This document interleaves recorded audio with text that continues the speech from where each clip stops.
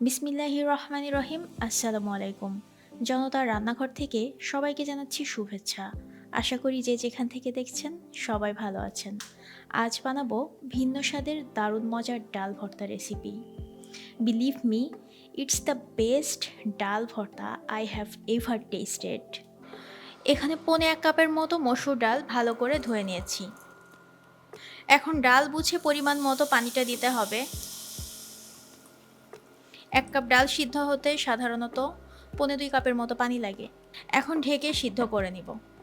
প্রায় 5 মিনিট পর দেখুন পানিতে সুন্দর করে বলক এসেছে আর ডাল এবং পানি প্রায় সমান সমান হয়ে গেছে। এখন দিয়ে দিচ্ছি 1 চিমটির মতো হলুদ গুঁড়া। ভালো করে নেড়েচেড়ে মিশিয়ে নিব। হলুদ গুঁড়াটা একদম অপশনাল, চাইলে স্কিপ করতে পারেন। এবার দিয়ে দিচ্ছি গোটা 4 রসুন। দেশি রসুনটা ইউজ করলে ভালো টেস্ট পাবেন। আমার কাছে ছিল না, আমি বড় বড় রসুনগুলোই দিয়েছি। আরও দিচ্ছি মিষ্টি কুমড়া। এগুলো কাঁচা কাঁচা মিষ্টি কুমড়া, দেখতেই পাচ্ছেন আমি খোসা সহ সামান্য একটু মোটা করে কেটে নিয়েছি।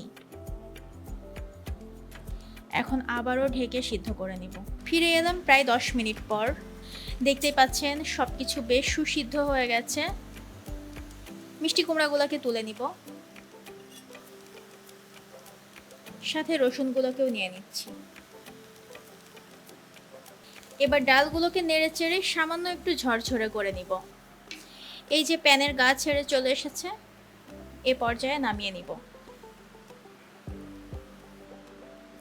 এখন প্যানে দিয়ে দিচ্ছি গোটা 4 শুকনা মরিচ। আমি সাধারণত তেল ছাড়াই টেলে নিই, একদম লো হিটে মচমচে করে ভেজে নেই। এই তো মরিচগুলো একদম ভাজা ভাজা হয়ে গেছে। ঠিক এমন কালার হলে যদি নামান, তো সেই ক্ষেত্রে ভর্তাটা অনেক বেশি মজা হবে, অনেক বেশি ফ্লেভারফুল হবে। আজকের রেসিপিতে ব্যবহার করছি আকিজের সানশাইন সরিষার তেল। বাছাইকৃত দেশি সরিষা থেকে তৈরি সানশাইন ভার্জিন গ্রেড সরিষার তেলের ঝাঁজ ও গন্ধ অতুলনীয়। এখন এখানে দিয়ে দিচ্ছি পেঁয়াজ কুচি। পেঁয়াজটা নরম হওয়া পর্যন্ত ভাজতে হবে। আর পেঁয়াজের সাথে দিচ্ছি কিছু কাঁচামরিচ। আগাটা একটু ভেঙে নিয়ে দিতে হবে যাতে করে না ফুটে।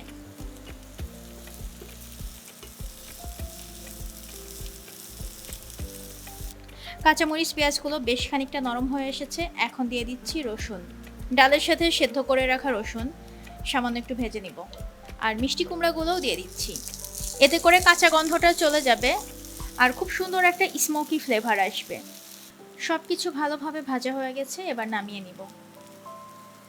এখন শুকনো মরিচের সাথে একটু লবণ দিয়ে দিচ্ছি। এবার এটাকে ভালোভাবে ভেঙে নিতে হবে। রসুনগুলো ভালো করে চটকে নিব আর সাথে কাঁচামরিচ। কাঁচামরিচ এভাবে ভেজে নিলে ভর্তার টেস্ট হবে অনবদ্য। এবার সব কিছু একসাথে পেঁয়াজের সাথে মাখিয়ে নিব। আমি কিছুটা ধনিয়া পাতা দিয়ে দিচ্ছি, এটা একদমই অপশনাল, আপনারা চাইলে নাও দিতে পারেন। মিষ্টি কুমড়োগুলো দেখতেই পাচ্ছেন খুব সুন্দরভাবে গলে গেছে। আর এই ভর্তাতে আলাদা করে মিষ্টি কুমড়া কিংবা ডালের টেস্ট বোঝা যাবে না, তবে সব কিছু মিলেমিশে খুব মজার একটি ভর্তা তৈরি হবে। এই কাজটা চাইলে আপনারা ব্লেন্ডারেও করতে পারেন, তবে যাই বলুন না কেন হাতে মাখা ভর্তার টেস্টই অন্যরকম। কি বলেন? খুব ভালোভাবে মাখা শেষ হয়ে গেছে। এখন দিয়ে দিচ্ছি সরিষার তেল। আশা করি এই দারুণ মজার রেসিপিটি আপনাদের সবার কাছে ভালো লেগেছে। আবারও দেখা হবে নতুন কোনো রেসিপি নিয়ে। আল্লাহ হাফেজ।